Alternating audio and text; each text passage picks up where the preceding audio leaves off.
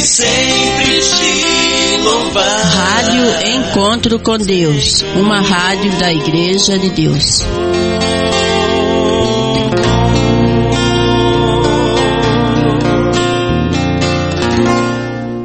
Na sua rádio Encontro com Deus, a partir de agora, o programa Crescer na Graça. Direção e apresentação, pastor José Carlos Delfino. É isso aí. Hoje nós estaremos então aí fazendo uma reflexão sobre o céu, né? O céu. Vamos falar um pouquinho sobre este tema que eu acho que é muito interessante, né? Primeiramente que a Bíblia se refere a 3 tipos de céu, né? O céu onde estão as nuvens, os pássaros, né? Lá em Mateus disse Jesus: observai as aves do céu, né? Não semeiam, não colhem, nem ajuntam em celeiros, contudo vosso Pai Celeste as sustenta. Porventura não valeis vós muito mais do que as aves? Quer dizer, então, o céu, na nossa expansão aqui na terra, né, onde voam os animais, os aviões e assim por diante, né? Também tem o céu das estrelas, né? Lá em Apocalipse 6,13 diz que e as estrelas do céu cairão sobre a terra, né? Como quando figueiras lança de si os seus figos verdes, abalada por um vento forte. Então aqui nós vemos que também há o céu onde estão os planetas, estrelas, não é assim? Deus também prometeu, né, que iria multiplicar a Israel como as estrelas do céu. Isso são várias vezes repetido. Então, era conhecido no tempo de Jesus e no tempo dos, dentro da religião até judaica, né, que há 3 céus. Então, o céu das aves, o céu das estrelas e o céu, logicamente, aonde está, onde habita Deus, né? O céu é a habitação de Deus. Também disse que Jesus, né? Ele mesmo disse que ele veio do céu, não é verdade? Está lá em João, capítulo 6, e o verso 38, diz: porque eu desci do céu, não para fazer a minha vontade, mas a vontade daquele que me enviou. Tá certo? Então nós vemos aqui que de céu temos 3 céus, né? Então o céu das aves, das estrelas e o céu aonde Deus habita, aonde também, né, Jesus Cristo veio e retornou, né? Retornou, porque a palavra também nos diz que ele retornou ao céu, não é verdade?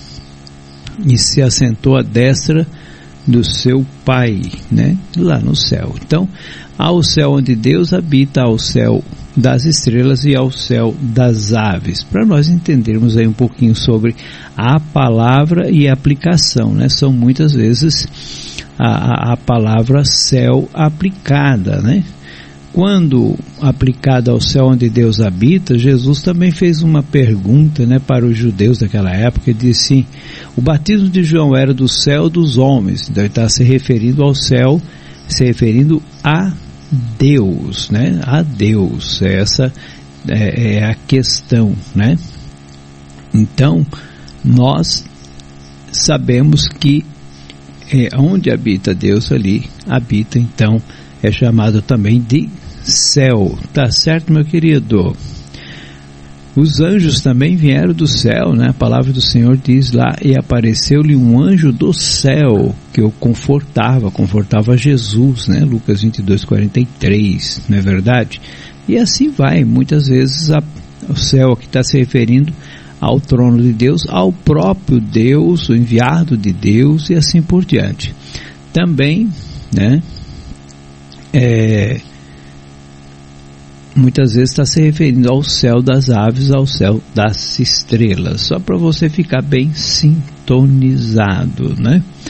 Então, nós vemos o seguinte, né? Existem muitas teorias, né, de que o homem vai habitar no céu, que já tem pessoas lá no céu, que Elias e Enoque subiram ao céu, né? Mas a gente tem que ir pela palavra de Deus, não é verdade? O próprio Senhor Jesus Cristo, ele foi bem claro, né? Bem enfático em dizer que ninguém subiu ao céu, né? Está lá em João capítulo 3, verso 13, ele diz assim: ora, ninguém subiu ao céu, senão que desceu do céu, o Filho do Homem que está no céu, né?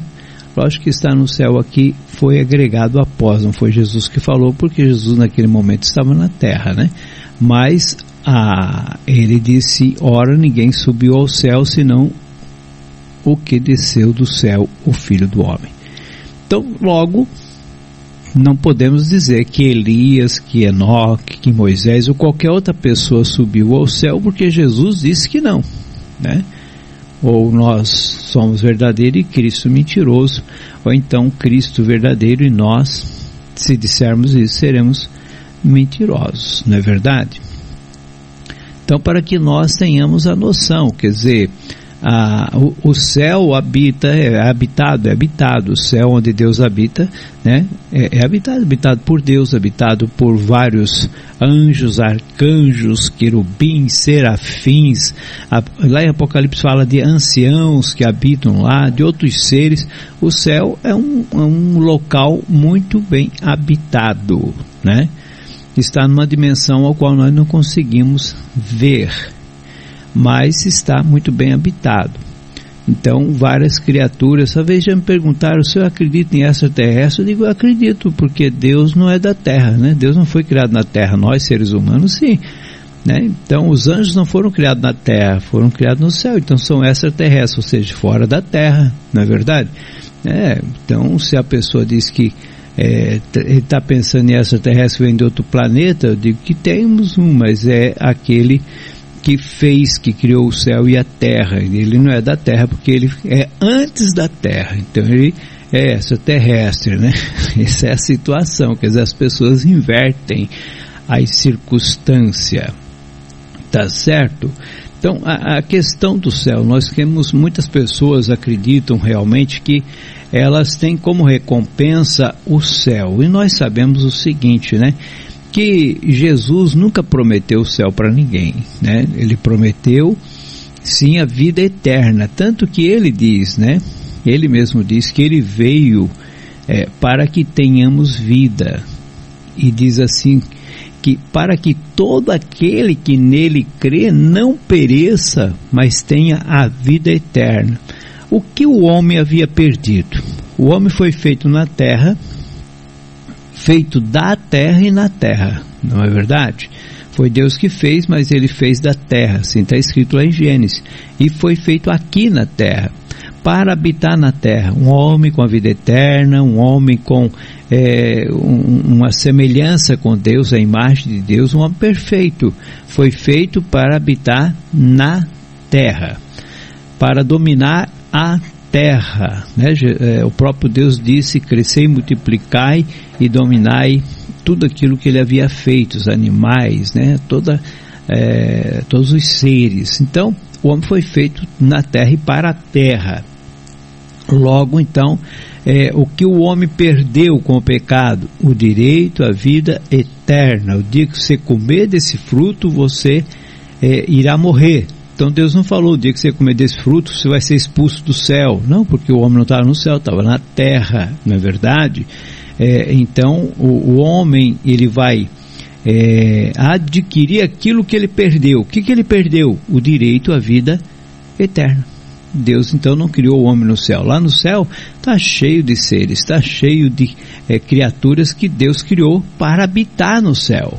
Mas o homem, os animais, as árvores, a terra como foi feita aqui para ser habitação dos homens. Essa é a realidade que nós devemos entender, né?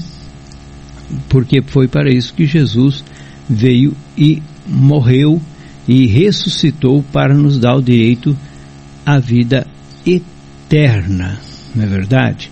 Então, há algumas crenças assim que são contrários, né? Aquilo que a Bíblia ela apresenta. Lógico que as pessoas vão aprendendo com os costumes, com as tradições, né? E muitas vezes elas também se apegam a versículos que não estão de acordo exatamente com o tema, mas quando aplicado de maneira equivocada, né? Logo as pessoas acabam acreditando que assim seja, não é verdade? Então, assim, em Lucas Jesus falou, né? Aquele que estava juntamente com ele lá na cruz sendo pregado, foi pregado, ele disse que estarás comigo no paraíso, né? Em verdade te digo que hoje estarás comigo no paraíso. Logo já foi provado que Jesus não disse te digo hoje, e sim ele hoje estarás, e sim ele disse te digo hoje, e não que hoje estarás. Então está ali a colocação de forma equivocada, né? Jesus estava dizendo, eu estou te dizendo agora, nesse momento, você vai estar comigo no paraíso. Porque Jesus estava respondendo a uma pergunta, a um pedido, na verdade, não uma pergunta, um pedido, né? O homem ali condenado, aquele malfeitor, ele pede a Jesus, lembra-te de mim quando entrares no teu reino. Bem, Jesus não entrou no reino dele ainda, né? Nós sabemos disso. Está lá em Mateus 25:31, diz, quando Jesus Cristo vier com seus anjos, então se assentará no trono da sua glória, no seu reino, né? Porque ele virá para reinar sobre a terra. Então era o que aquele homem estava pedindo, quando tu entrares, quando te assentares no teu reino, permita, né, que eu esteja lá. E Jesus então contestou, né, ou respondeu a esse homem dizendo, te digo agora, te digo neste momento, te digo hoje, você estará comigo naquele dia no paraíso, né? Por quê? Porque Jesus virá para restaurar a terra, está lá em Atos capítulo 3, também verso 19, convém que o céu contém até o tempo da restauração de todas as coisas, né? O qual Deus preparou já desde antemão. Então Jesus vem para restaurar a terra, e este malfeitor pediu exatamente isto, né? Porque ele receberá juntamente com os demais na ressurreição, e ele não ressuscitou ainda, né? Então, dizendo que as pessoas às vezes, né, querem receber algo que a Bíblia não promete, e isso, infelizmente, muitas pessoas estão firmadas nisso, né? Outras acreditam, como quem defende que Jesus disse hoje estarás comigo, está dizendo assim, que aquele malfeitor morreria e já iria para a glória, já iria para o céu, já iria receber o prêmio dele, né? E mediante esta conclusão, ela vem por outra, em que Paulo escreveu aos 2 Coríntios capítulo 5 verso 8, ele diz assim, entretanto estamos em plena confiança, preferindo deixar o corpo e habitar com o Senhor. Então muitos acreditam que Paulo estava dizendo assim, que se ele morresse ele já ia habitar com Cristo. É pegar os textos fora do contexto e fora daquilo que Paulo acreditava, porque você tem que ver de fato o que Paulo acreditava, né? E Paulo, ele acreditava de forma diferente. Mas como, pastor? Sim, né? Nós vemos que Paulo, antes de morrer, veja, pouco antes de morrer, né? Ele escreveu a Timóteo, e ele estava pedindo a Timóteo algo importante para ele, né? Para que Timóteo levasse lá a capa para ele e tal, e tudo mais, né? Ele estava ali tranquilo. Mas ele sabia que estava próximo à sua morte. Ele sabia que logo ele iria partir. Então ele escreveu assim a Timóteo, porque eu já estou sendo oferecido por aspersão de sacrifício, e o tempo da minha partida está próximo. Então agora ele sabia que ia morrer, né? Quando ele escreveu lá aos Coríntios, não sei quanto tempo antes, ele não sabia se iria morrer ou quando ia morrer, né? essa é a verdade. Agora aqui não, aqui ele já sabia, quando escreveu a Timóteo, ele já estava em Roma, ele estava preso lá há algum tempo, já tinha saído a sentença dele, então ele iria morrer em poucos tempos depois, né? E ele diz então: combati o bom combate, acabei a carreira, guardei a fé. Agora ele diz algo que é importante. Veja o que ele acreditava. Desde agora, disse ele, desde agora, quer dizer, eu creio, a coroa da justiça me está guardada, eu não vou receber agora. Desde agora a coroa está guardada para mim. Ele diz: essa coroa, né, o Senhor me dará. Então ele diz: o qual o Senhor, justo juiz, me dará naquele dia. Que dia? Dia da ressurreição, e não somente a mim, mas também a todos os que amarem a sua vinda. Então nós vemos aqui claramente que Paulo acreditava no dia da recompensa, no dia da ressurreição, né? Tanto que ele mesmo, né, quando escreveu ali aos Tessalonicenses, ele deixou claro essa situação, né? Infelizmente muitas pessoas vão torcendo as coisas de forma equivocada, né? De forma equivocada. E isso é ruim, por quê? Porque às vezes coloca sobre a pessoa uma expectativa que não é verdade.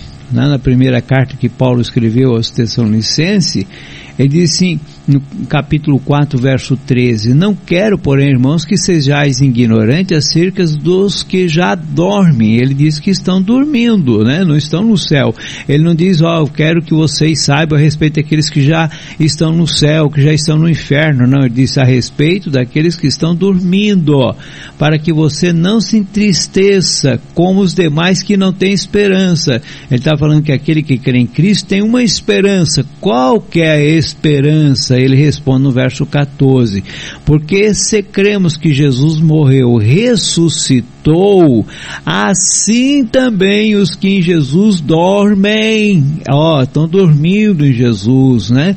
Deus os tornará a trazer com ele, ou seja, ressuscitarão como assim ressuscitou Jesus. Ele diz: dizemos-vos, pois, isto pela palavra do Senhor, que nós, o que ficarmos vivos para a vinda do Senhor, não precederemos os que dormem, porque o mesmo Senhor descerá do céu, Jesus descerá do céu com alarido, né, com barulho, com voz de arcanjo, com a trombeta de Deus. Daí ele dizia: os que morreram em Cristo, que estão dormindo em Cristo, ressuscitarão primeiro. Tá vendo? Então ele acreditava na ressurreição, na vinda do Senhor Jesus. Daí ele diz: aqueles que estiverem vivos, depois os que ficarmos vivos, né? Nós, o que ficarmos vivos, ele se coloca entre aqueles, lógico que ele veio a morrer depois, né? E então ele entrou na primeira: aqueles que morrerem em Cristo ressuscitarão. Ele diz: seremos arrebatados juntamente com ele nas nuvens, a encontrar o Senhor nos ares, e assim estaremos sempre com o Senhor. Então Paulo conhecia essa realidade de que o céu pertence a Deus, né? E que ele estava esperando a ressurreição, né, dos mortos. Ele estava esperando a ressurreição dos mortos, e não dizendo que se ele morresse ele já ia ter com Cristo. E até porque, para mim, que morri um dia antes da volta de Cristo, ou para ele que morreu, né, já 2000 anos atrás, é como abrir e fechar o olho. É a mesma coisa, né? Porque na morte não há contagem de tempo, na morte não há ansiedade, espera por alguma coisa. Você dorme, né? E quando acorda já se passou o tempo determinado, tá certo? Então ele não estava se referindo a ir para o céu de forma alguma, né? De forma alguma. Ele diz mais até a respeito da ressurreição, né? Ele diz assim: no momento, no abrir e fechar de olhos, ante a última trombeta, porque a trombeta soará e os mortos ressuscitarão incorruptíveis, incorruptíveis e nós seremos transformados. Está lá então 1 Coríntios capítulo 15, o verso 52, né? Aí diz, porque convém que isto o que é o corpo, né? Que é corruptível ser revista da incorruptibilidade, e que isto que é mortal ser revista da imortalidade. Então aí, quando vai acontecer? Quando Jesus voltar, tá certo? Então essa é uma das situações ou circunstâncias que nós vemos a respeito do céu. Então Paulo não falou que ele queria morrer para estar já com Jesus naquele momento. Ele sabia, ele acreditava na ressurreição dos mortos e que a coroa só será dada, que a coroa, a recompensa só é dada na volta do Senhor Jesus, né? Então muitas pessoas atribui isso. Também lá Paulo, quando escreveu aos Filipenses, ele deu a entender, parece, né, para muitos deles, de que ele queria estar logo após a morte com Cristo. Ele diz, ora, de um e de outro lado estou constrangido, tendo o desejo de partir e estar com Cristo, que é incomparavelmente melhor. Tá vendo? Olha, Paulo está dizendo que morria já ia estar com Cristo. Não, ele estava comparando que a vida que ele estava levando era de sofrimento, né? Era perseguição, açoite, prisões, né? Escárnio. Era uma vida de sofrimento. Se ele morresse, ele, como ele disse, combati um bom combate, acabei a carreira, guardei a fé e desde já a coroa. Então, ele sabia que se ele morresse ali, fiel como estava, para ele seria vantagem, porque ele ressuscitaria realmente no reino de Cristo. Então, uma coisa é a pessoa ter essa convicção, essa certeza de que o tempo não conta para aqueles que morrem. Essa é a diferença, né? Então ele estava confortável com essa situação. Então o céu, meu querido, o céu é assim, é o local onde Deus habita, onde Jesus está, tá?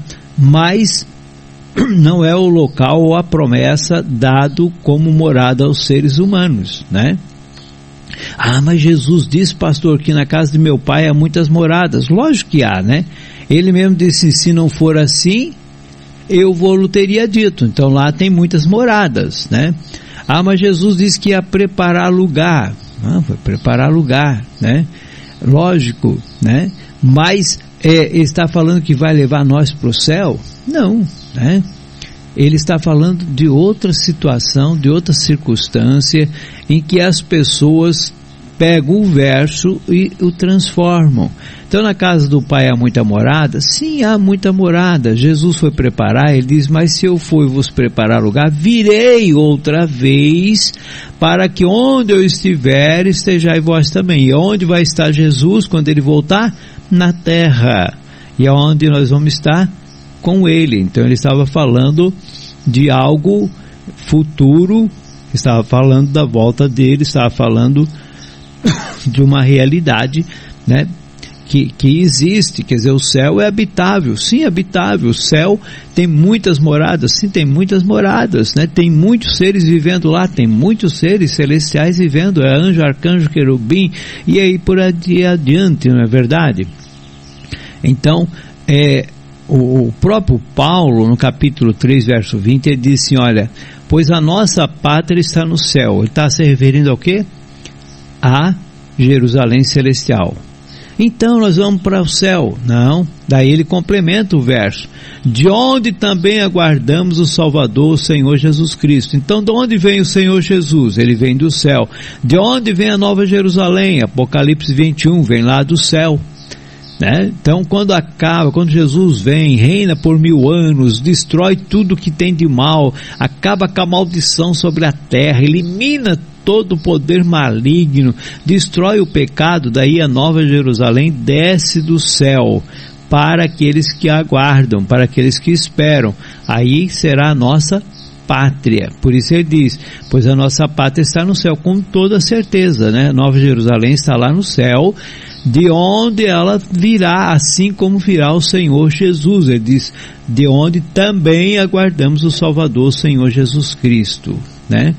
Isso é muito importante nós termos em mente, né? Para podermos estar firmados em verdades e entender que muitas vezes a pessoa ela fala uma coisa, não é porque ela é má também, é porque foi colocado na cabeça dela a interpretação daquele verso e que parece dar realmente confiança que aquilo é uma verdade, e não é, né? É uma má interpretação do texto junto com outros textos, né? Pega um pouquinho aqui, um pouquinho ali, não sabendo colocar dentro do contexto, lógico que transmite uma ideia equivocada, né? O próprio Senhor Jesus ensinou na oração, né? Olha, Pai nosso que está no céu, santificado seja o teu nome, né? Venha a nós o teu reino, quer dizer, o reino de Deus vem a nós, e vai vir por meio de quem? Por meio do Senhor Jesus Cristo. Ele virá sobre a terra e ele implantará o reino de Deus. Ele diz assim: e seja feita a tua vontade aqui na terra, como ela é feita no céu. Então aqui a terra precisará fazer a vontade de Deus. Quando fará?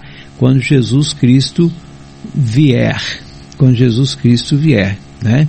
E então nós teremos realmente essa terra transformada, tá certo?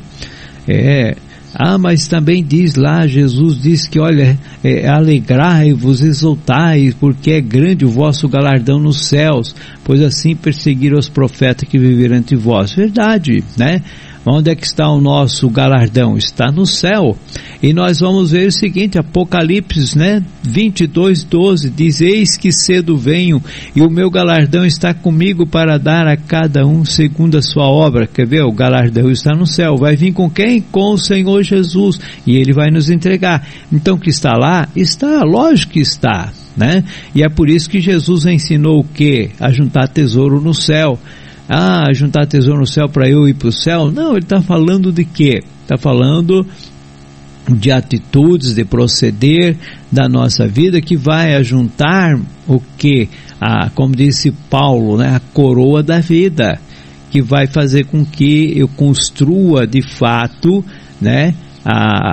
O meu galardão, ao qual virá do céu. Mas uma forma expressiva, e não que nós vamos guardar, né, galardão, tesouro lá no céu, tesouros que são de prata e de ouro, né? Jesus disse assim que aqui na terra rouba, mas rouba o que? A prata, o ouro, e não é prata e ouro que nós vamos guardar no céu, o que Jesus estava falando de outro tesouro, né? Tesouro aonde realmente não tem o ladrão que leva, porque é a nossa vida em obediência a Deus, tá certo? Isso daí, né? Então nós devemos tem muitos outros versículos que as pessoas utilizam para falar aí do céu, para querer irem para o céu, e que muitas vezes é importante a gente conhecer esses versos e aprender, e também ter uma resposta branda no momento certo, né? Porque a pessoa foi instruída de forma equivocada, de forma errada, né? E lógico, se Deus prometesse o céu, amém, lá nós iríamos com toda alegria, com toda certeza, mas não é isso que está na Bíblia, né? Dá mais a entender que os céus um dia virão à terra, porque diz que Deus habitará com os homens, está lá em Apocalipse 21, né? E ele será o nosso Deus, enxugará toda lágrima, né? Eliminará a morte. Então Deus habitará com os homens. E isso é muito importante. A Nova Jerusalém virá do céu e vai habitar na terra. Então, não tem por que nós invertermos as ordens das coisas, não é verdade? É porque a gente tem que viver dentro de uma realidade, dentro de uma verdade. E isso é importante. Mas também não é motivo de sairmos e ofendermos alguém pela sua má compreensão, mas sim procurar ensinar com amor e com a verdade, a palavra de Deus, aquilo que de fato está registrada na Bíblia Sagrada. Espero que tenha servido para você ter aprendido um pouco mais, né, a respeito do céu. Acima de tudo, é um local que é habitado, sim, né, por milhares e milhares de anjos, serafins, querubins e assim por diante. Que Deus te abençoe, em nome do Senhor Jesus Cristo. Amém.